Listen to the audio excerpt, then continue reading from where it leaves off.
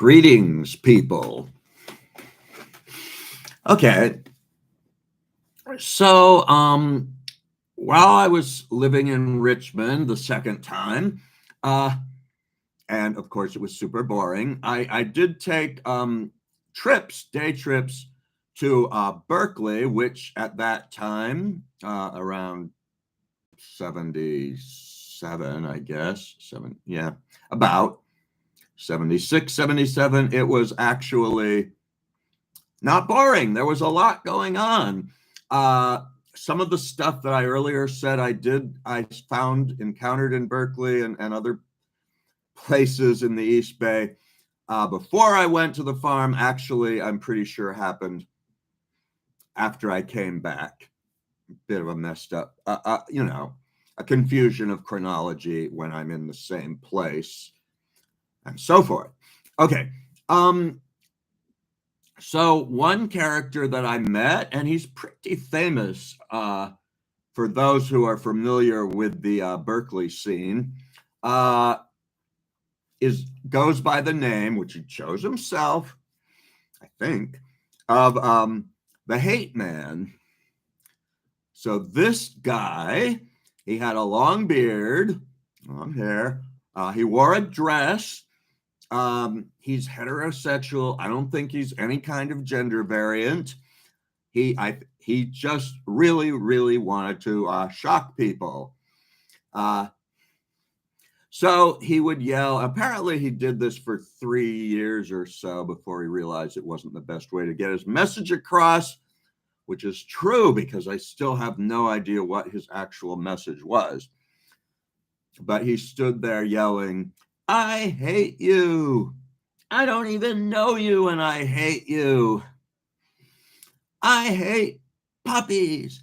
I hate cats. You don't have to love them just because they're little. They're still a-holes. I'm a black hole. I take and I give nothing back." And somebody from the audience shouted, "Black holes are quiet." And he shouted, "Well, I'm a noisy black hole." Okay. I've heard he's still there. He's homeless. I don't think he was back then.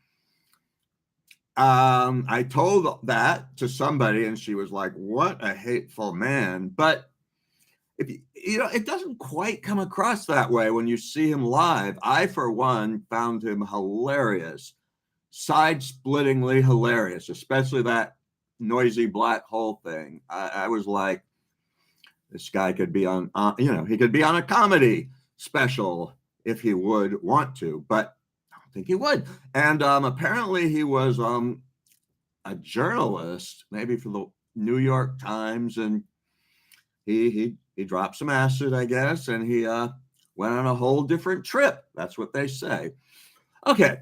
On another occasion, I was hanging around in the streets of Berkeley at night, and this guy came up and, started talking to me, and he said, "I'm into a lot of different things. I like theosophy. I think it's a trip. And here's a book written by the Reverend Moon." Now, aside from having participated and been around a number of cults, I had also read books on the topic of cults. So I was somewhat familiar with even ones I had not been around before.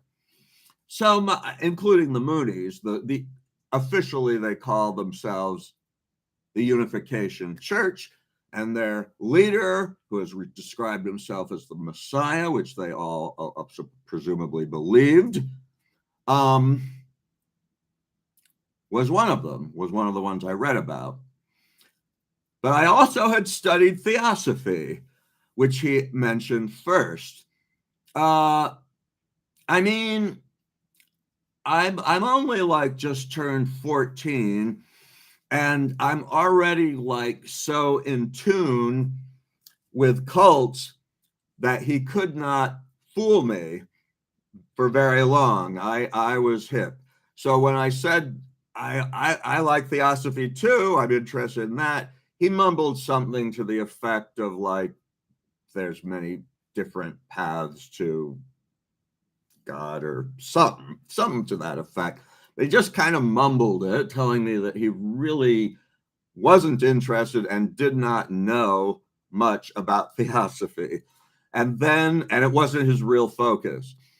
And then, so clearly the other thing, the book of by Reverend Moon was, and then I said, yeah, okay, so this other book, it's by Reverend Moon that you're interested. He said, yeah, I am.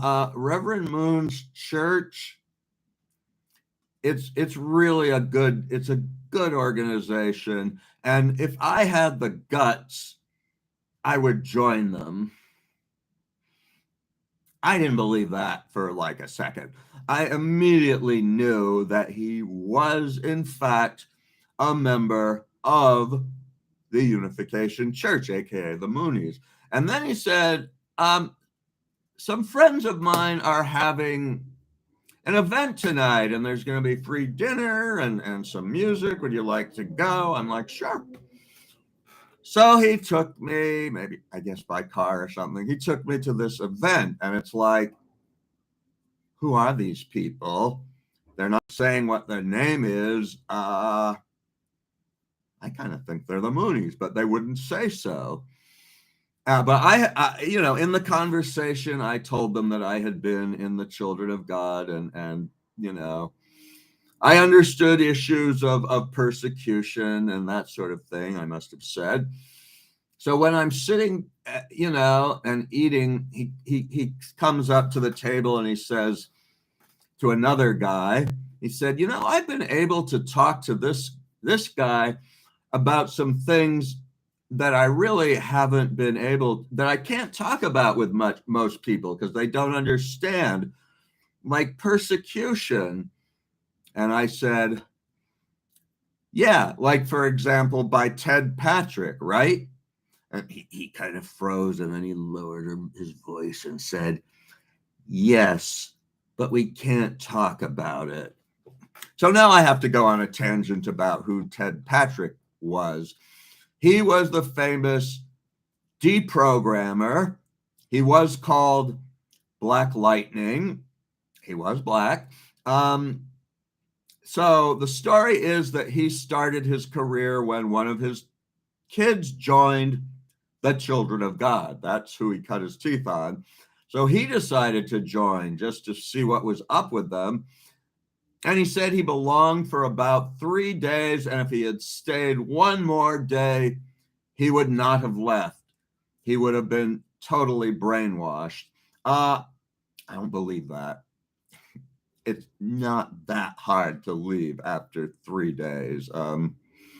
I've been there. So then he became a deprogram. Maybe he started with his own kid.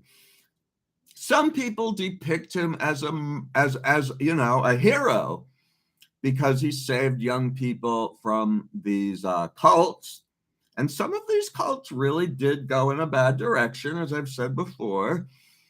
But he's not a hero. He wasn't looking out for the public good. He was a mercenary. So yeah, he took people from the Children of God, from the Moonies, from the Hare Krishnas. He took them because his parents had hired him to deprogram the kid, and he would literally kidnap them and then hold them prisoner for days in isolation at their parents' house. And their parents, following his direction, would join in the interrogation. Some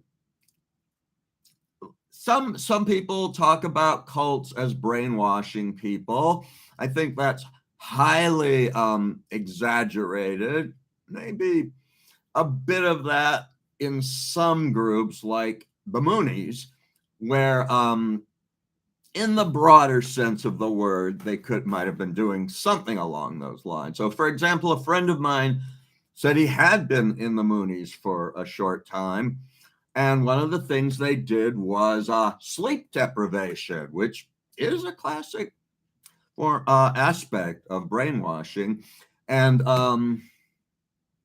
they taught them that there were demons, sleep demons, trying to get them to fall asleep. So he said, so after a while, you literally believed that there were demons sitting on your shoulder that were trying to deceive you into falling asleep, when actually you were sleep deprived and your body and brain were trying to fall asleep, as they have the biological need to do every now and again. Okay, but if any group really practiced something more similar, if anybody in this whole mix of cults and deprogrammers really practiced something that pretty much was brainwashing, it was Ted Patrick himself. So before I get to that, so let me tell you what else he did. So yeah, he took people from the Children of God, the Hare Krishnas, the Moonies, but he also kidnapped a nun whose parents did not like her being a nun. So he participated in deprogramming a Catholic monastic, and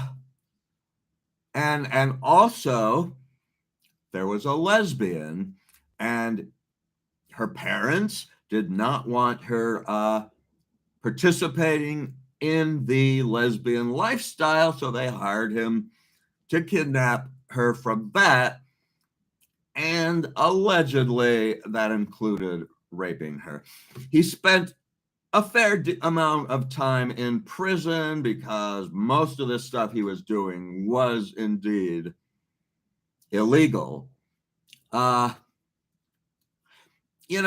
I think that we do need to have freedom of religion, and and people do have the right to make bad decisions. That's part of freedom. People have the right to do bad things with their life that, makes their life not as good as it otherwise might have been.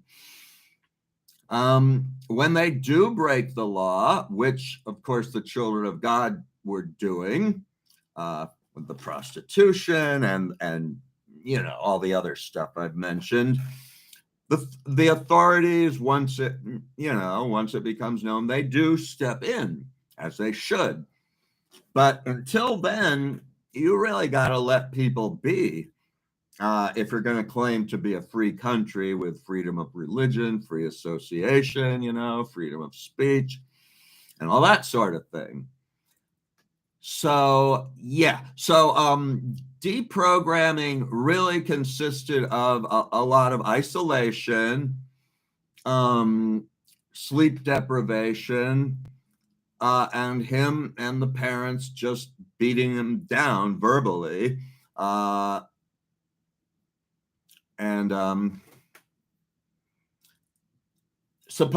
They'd say there was a point where they realized that what they had believed was false. Yeah, maybe. Or maybe there was a point where they just said that because they just couldn't or didn't want to take what was happening to them anymore. People who were finished being deprogrammed, they did tend to stay out of the group. They didn't tend to go back. I'll bet the lesbian did. But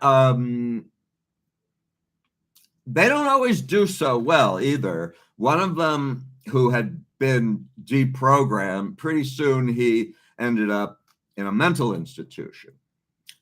Okay, that's that side note. So the guy says, yes, but we can't talk about it. And then, dinner and a show. This woman starts singing. Maybe she has some little musical number. Maybe there were other people. And one of the thing I remember her saying was, Come on, everybody, let your ego go. Ego. See, I had been so sensitized to the use of that word that that's what stuck in my mind, and I caught it immediately, the use and abuse of the word ego. And then they said, hey, let's see some slides. There's a slideshow. We have this little retreat center, and you can visit it for free. And we have a bus that goes there. We have one one on Friday next weekend, Friday evening. We have one that goes tomorrow. And if you're actually want to, we have one that leaves tonight. Now, normally, the opportunity for a free trip away for a weekend or whatever, some campsite, would have sounded good to me. But I knew the deal.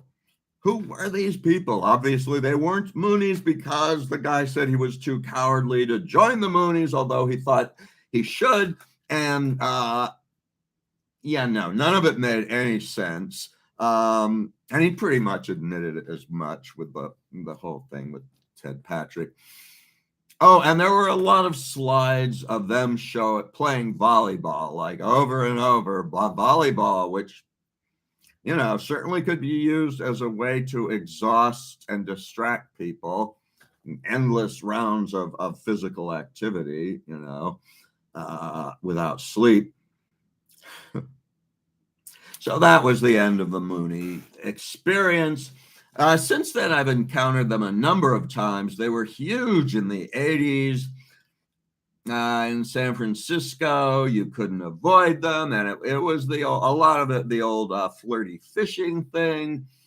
These women would, attractive women would come up and start talking to me. And then after a minute, I thought, oh, this cute chick likes me. Nope, it's the Moonies. It's the Moonies. And I felt like I didn't owe them anything in terms of the social contract, because they were imposing on my space, so I could stare at them in ways that I knew would otherwise be considered inappropriate. Because I hadn't invited them into my world. They had forced their way in, basically under false pretenses. And more recently, it's just been Japanese women. And their latest shtick was they would come in up to you and they would say, are you in a relationship? And this happened repeatedly, so I learned. If I said no, they would invite me to join their matchmaking service. And if I said yes, they would ask me to come to an event to bless my relationship. And either way, they wanted my name and phone number. And I got so sick of this that when I saw one of these Japanese women coming towards me, and I already recognized who she was, I shouted out, "Sore wa hentai desu ne?" And she went, "Ugh." And that's because suddenly, I don't know very much Japanese, but suddenly this whole sentence formed in my mind, and it meant, this is a pervert, isn't it? Yeah, if any of you have heard of hentai anime, meaning porno cartoons, hentai originally just meant porno, and anime just meant cartoons if you married the two. But as one Japanese guy said, the cartoons are not hentai. You're a hentai if you watch them. Okay, long tangent. But oh, yeah. And then shortly after that, you didn't even see people. You just saw like the sandwich board, meet the new Adam and Eve, which is Reverend Moon and his wife, and some kind of contact info. Their numbers were clearly dwindling, which is a good thing. His politics were far right. There wasn't any pretend leftism in him. Yeah, very far to the right. And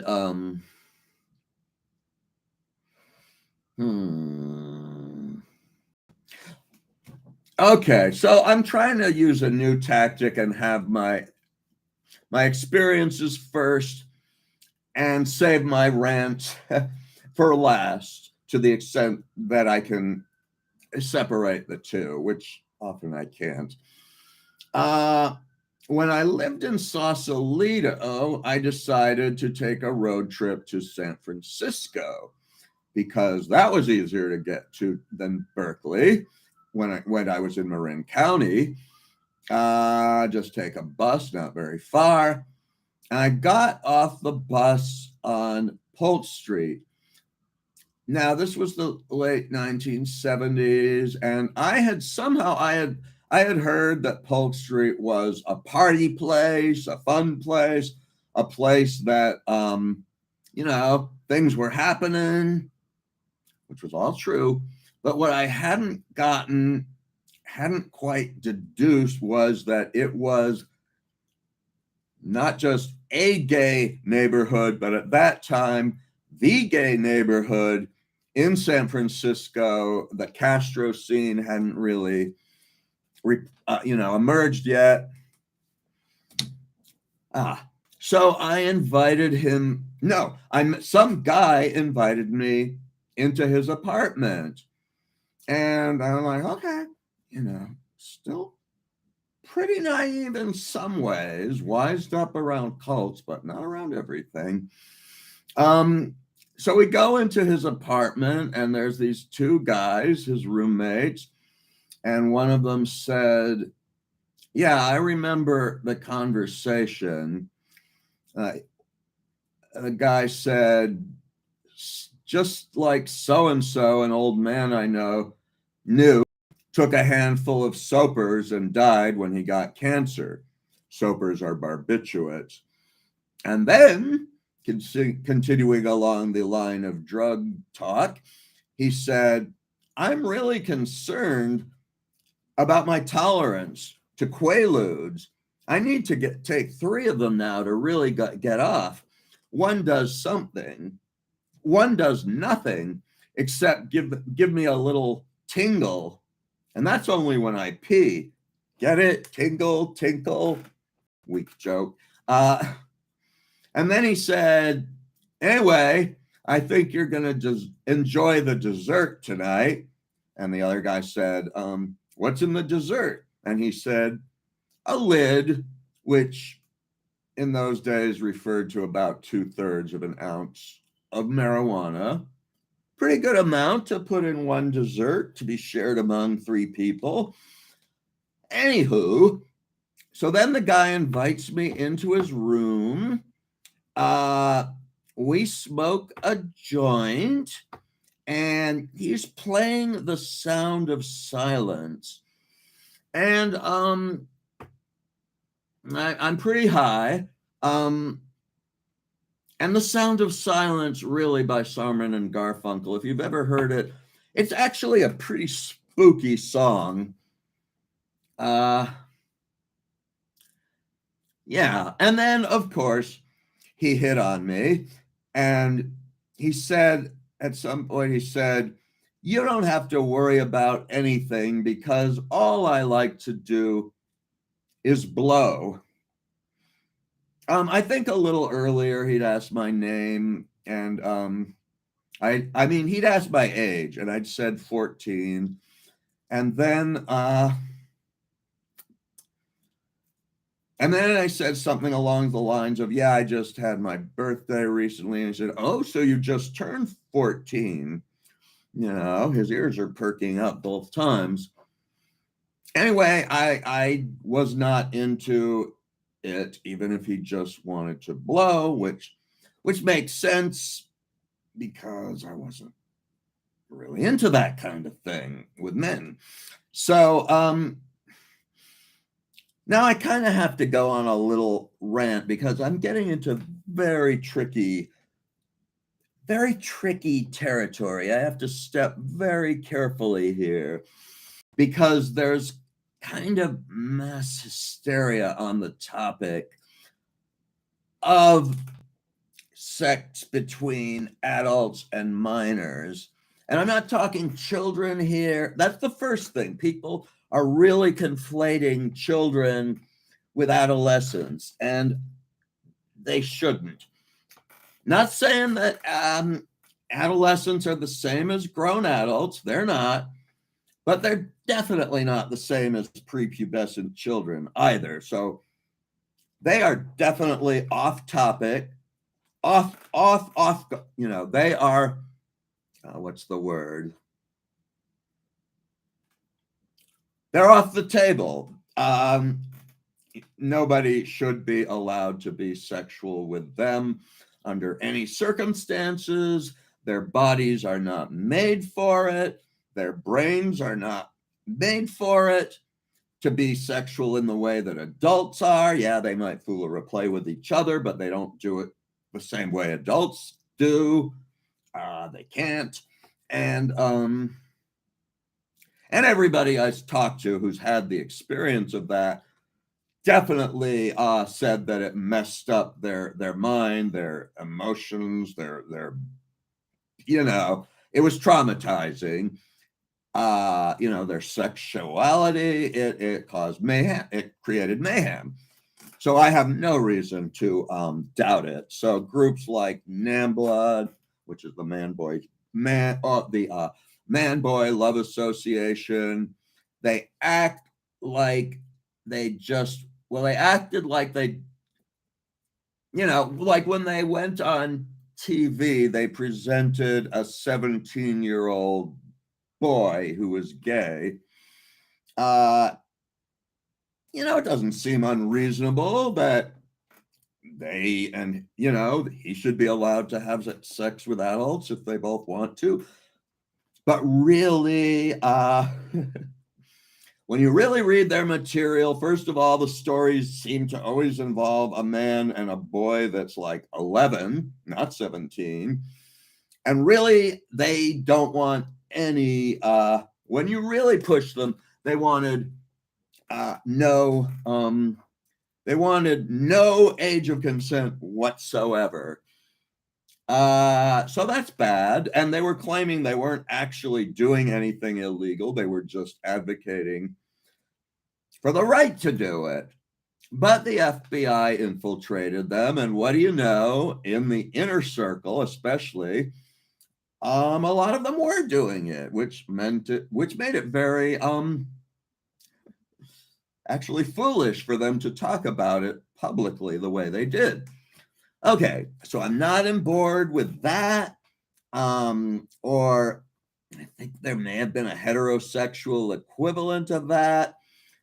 Yeah. Now, when you get to adolescence, it's much more complicated, I believe. And I'm not going to say what I believe the statute of limitations should be. I believe there should be one. But exactly when, different nations, different states don't fully agree. But I am going to start to talk about a time in my life where I did start becoming sexual at the age of 14, sometimes with grown adult women. That was a lot more tolerated than the 60s and 70s, probably the pendulum had swung too far this way. I think maybe now it's become a bit hysteria. Maybe it's swung too far the other way. Yeah. So they might say there's a bit of hypocrisy in my condemning these people, these men that I call chicken hawks, and not the same with women who basically did the same thing. So here's a list of things that I think are unacceptable. It's unacceptable for men to do it to boys. It's unacceptable for men to do it with girls, which I realize is a much bigger issue simply because a lot more people are heterosexual. So odds are you'd have a lot more predatory men. And I do think it's men that mostly do these kinds of things, which is setting traps, manipulating adolescents.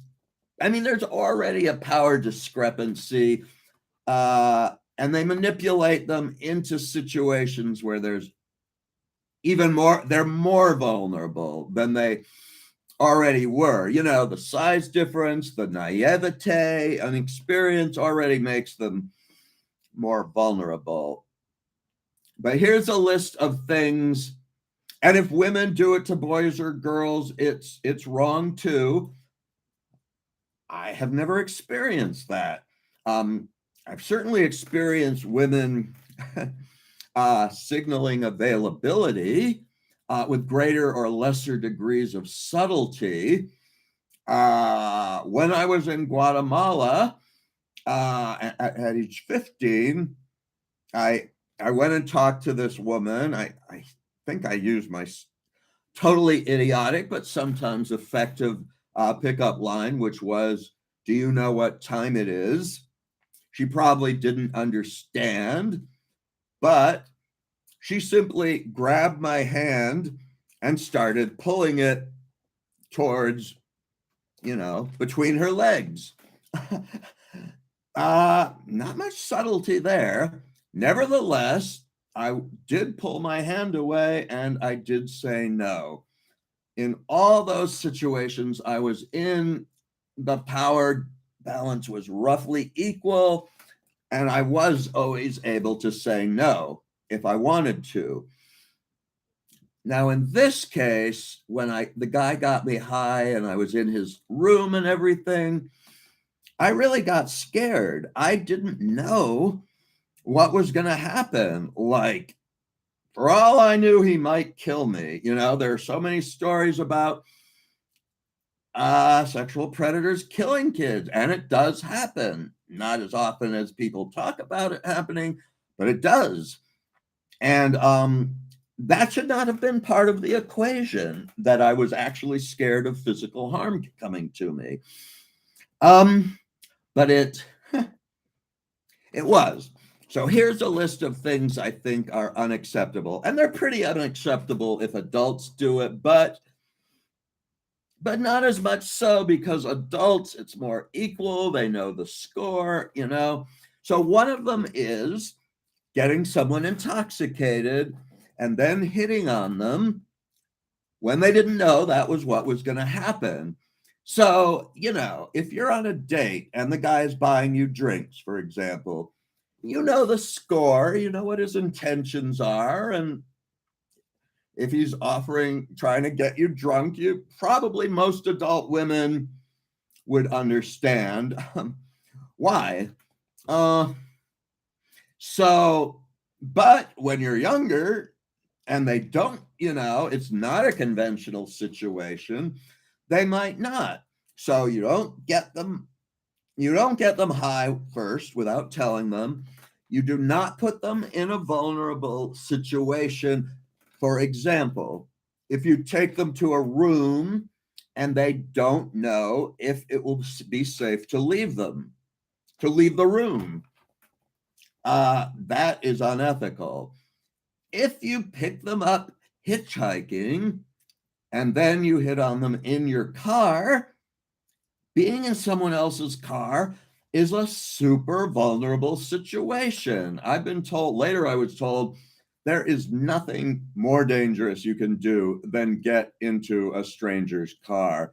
He said, if somebody points a gun at you on the sidewalk and says, "Get in my car," you would be better off running away and let him shoot you in public if he wants to, than actually getting in that car. So, picking up hitchhiker, etc., unethical. What else? If somebody is on the streets and they need a place, A situation I have been in. I'm not talking about Phoenix. I was warm and didn't really need a place there. But in places where, it's cold, and so you go home with them, you go to bed, you think you're just going to sleep. And then now you've already like relaxed, taken off at least some of your clothing. Maybe you're sharing a bed with them, maybe not. But then they kind of, it becomes evident that the fee for your room is some kind of sexual activity. So they have the choice between like getting out of the warm bed, the warm room, putting their clothes on, and getting back out onto the cold streets, or just going along with you. That's not a level playing field. That is unethical. I talked to some guys. This was when I was fully grown. As I said, most gay men don't do this, just like most straight men don't do this, but some do. So I told them like this list of things, that just same list of things that I think is unethical to do to an underage boy. And one of them said, yeah, but what happens when you take him to heaven and back? Okay. It's still not okay. It doesn't matter if he enjoys the act just because of the physical friction, while it's happening. It's not after a few minutes at most, probably. That part will be over. And then he or she still may feel horrible about the situation. So that's that. Now, if it's a boy, and I have met them, who has already come out as gay and who's into it, and maybe even makes the first move, I'm not going to say what I think the laws should be or what's right or wrong, but that's definitely different. Okay. So I may get crucified for saying all this because the internet is where nuance goes to die. But nevertheless, that's what I believe. Okay. So that's those road trips. And now, sorry, I may be stuck here, but it is history. I have to go get it out of my system. I just briefly have to talk again about Stephen Gaskin and his views on welfare. He was against being on welfare. Apparently, he would prefer that people work for large corporations, even though he himself had said that those corporations were, in effect, demons because they are considered people but have no soul. So he'd rather they work for these demonic organizations. But the thing is, so when the farm fell apart, it had been 1,300 people, and then they were in debt. Somebody just found out he could keep signing a paper every year, and they'd give him more money. It was in debt. Someone told me if they'd waited a couple more years, there would have been as many teenagers as adults. So they're, suppressing teenagers would have been much more difficult. And so it stopped being a commune and became a collective. So what happened to those other 1,000 people that left? I met one of them, and one was one of the women I'd lived with. So there she was in the outside world, no family. She had family, but no connections, not really let her friendships go, and etc. She had broken up with her husband, and she had 4 underage kids. So what do you think she did? Of course, she went on welfare. So he created the system, the conditions where a lot of people going on welfare became necessary. Okay, end of that rant. Well, boy, I got tired just saying all that. Okay, so now I'm living in Sausalito again with my mother and stepfather in the house in the hills that I grew up in. Sausalito, you know, at that time and to a certain extent still, but not as much. There were basic two communities. One was up in the hills, and basically were upper, were, you know, at least comfortably middle class. And then down in the houseboats was a poverty pocket on the houseboats.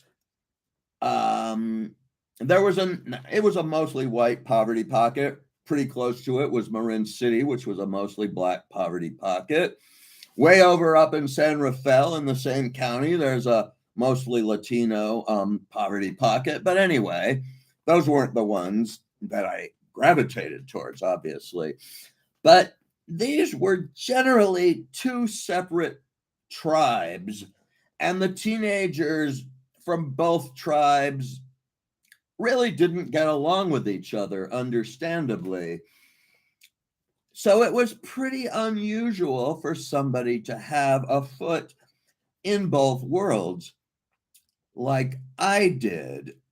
And there were reasons for that.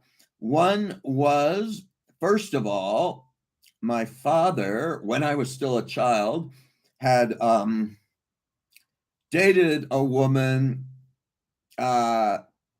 who lived on the houseboats.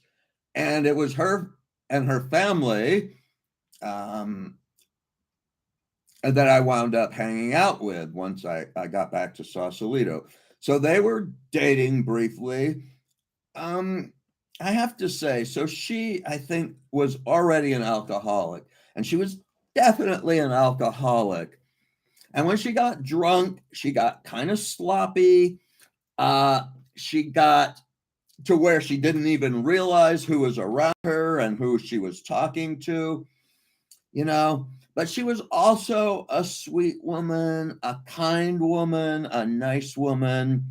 And even when she was drunk and doing like sloppy things like clipping a toenail and showing it to everyone, you know, she said, "Hey, look, this is just like what deers have as their antler." And her daughter said to stay, you know, "Cut it out, Mom, that's gross." So even when she was like that, she was never mean. She was never a mean drunk. I've met mean drunks. I've met kind of passively aggressive mean drunks, which I'll talk about later. That wasn't her, and we'll get to that. So, yeah, as usual. Okay, wait.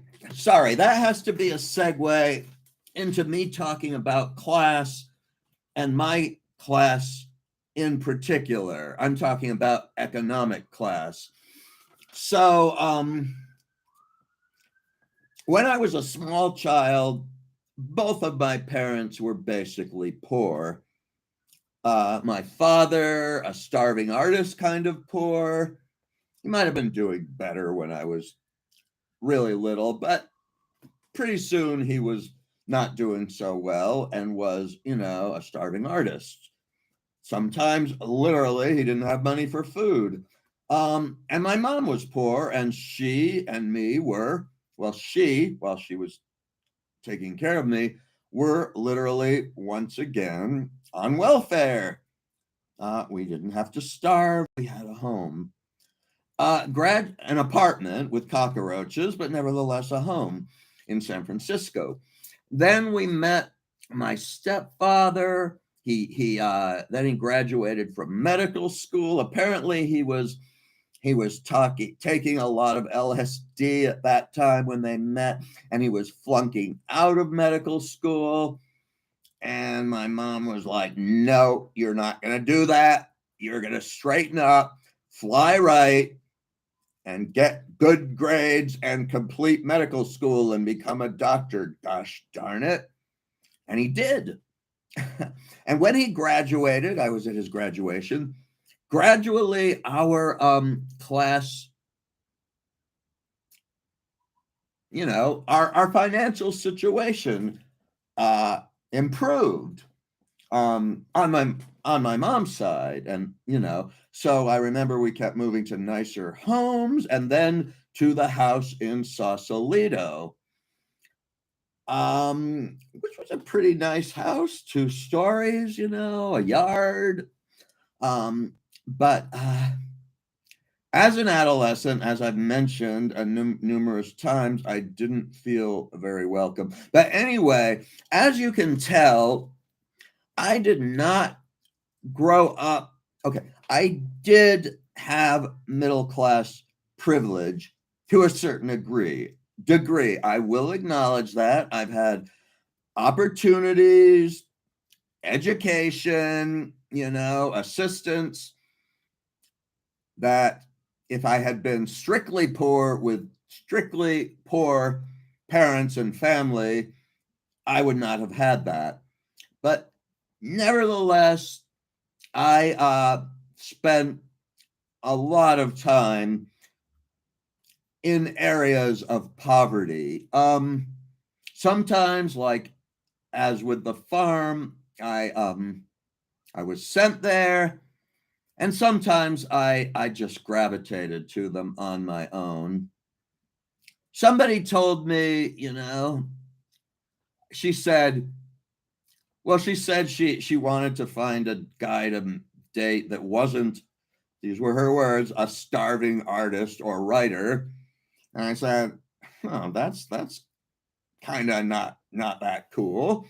And she said, well, you're in a class by yourself, which I think is true. And my father also said, so he once said, he said, you see yourself by how others see you. And people kept matching me up with women that had something wrong with them. So after a while, I realized they must think that something's wrong with me, which I do which I do have from a conventional perspective. For example, I don't fit into any defined class, which is true. He lived among, poor people, hippies, and later working class poor people. He was in a Navy town, which he could relate to the people because of his Navy background. But he wasn't into sports, he wasn't a typical working class guy for sure. He was super intellectual and so forth. So unpacking the issue of class, it's so complicated. But anyway, I also, so another reason I had roots there was because when they had the Marine Ship School when I was like 9, my mom had volunteered at the Shire School, which was the free preschool in the Haight, and both my parents volunteered at Marine Ship because all of the teachers were volunteers. I don't think, there were no salaries there.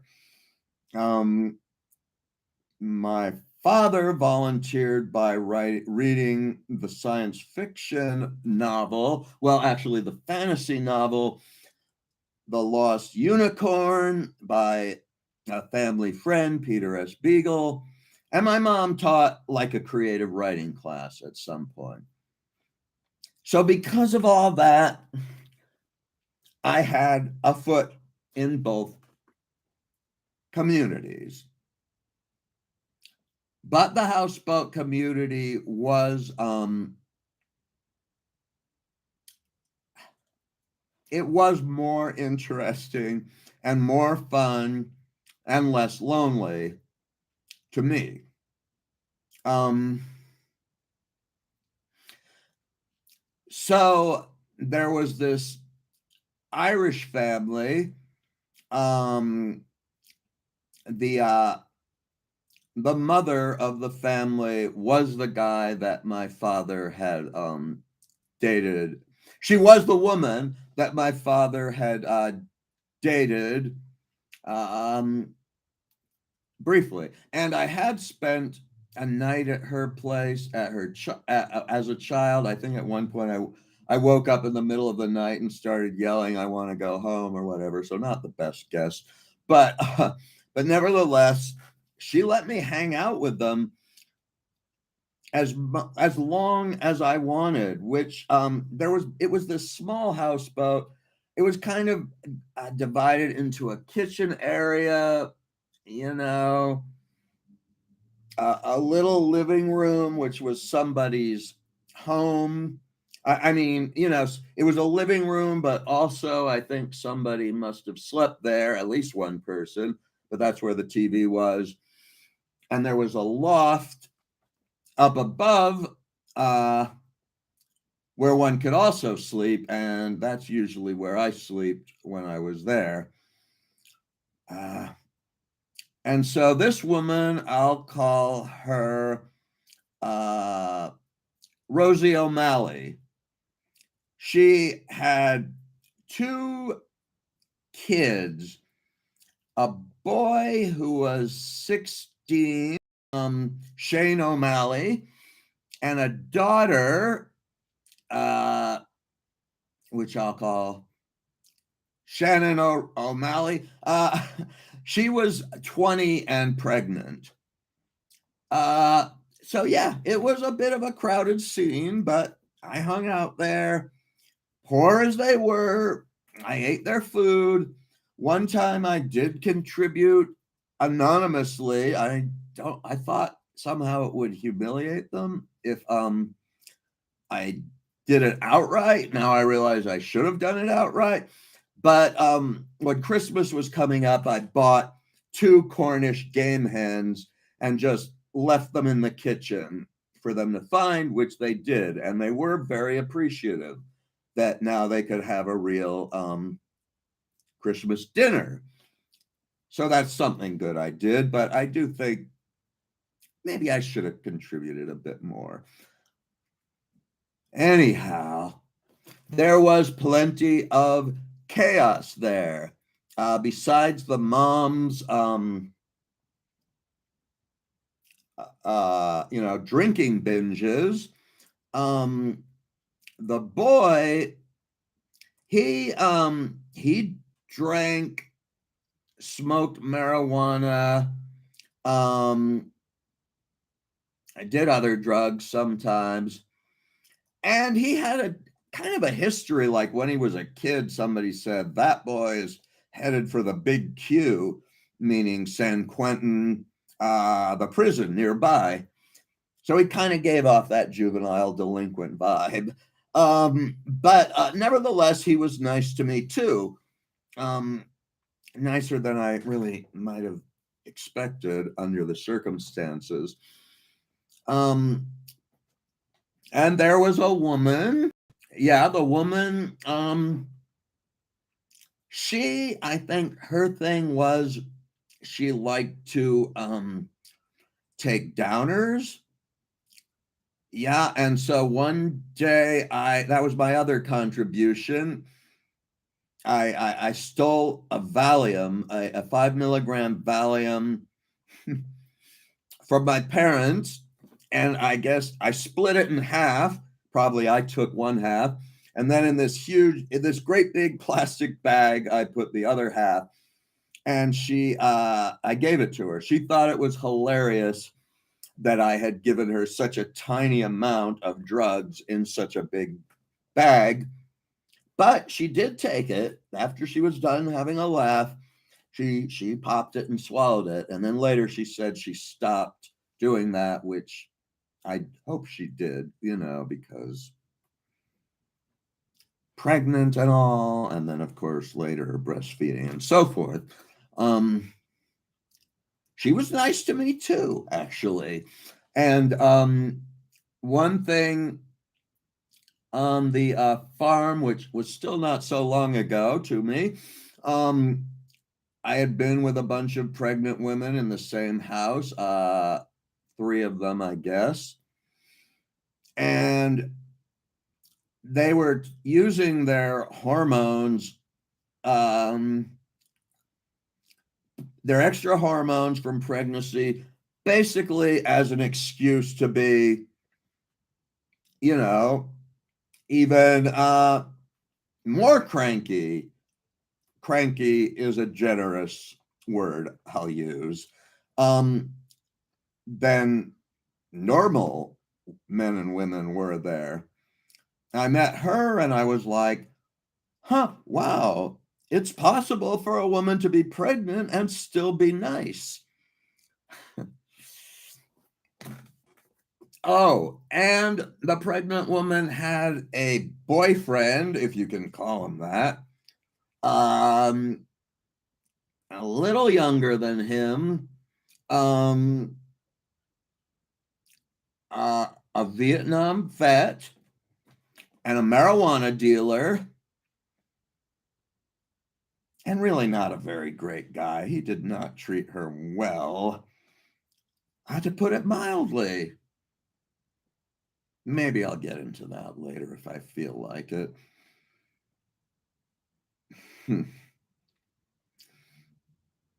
So this was where I was hanging basically as often as I could. It's getting close to an hour. I've covered a lot of stuff, so I'm going to post it. My other last video also posted on the wrong video channel that I didn't mean to, so I don't know what's up with that or which channel this is going to end up with on. But again, if you feel like you're a fan and want to see both channels, hit me up and I can try to get you the 411 on how to do that. Okay, bye-bye.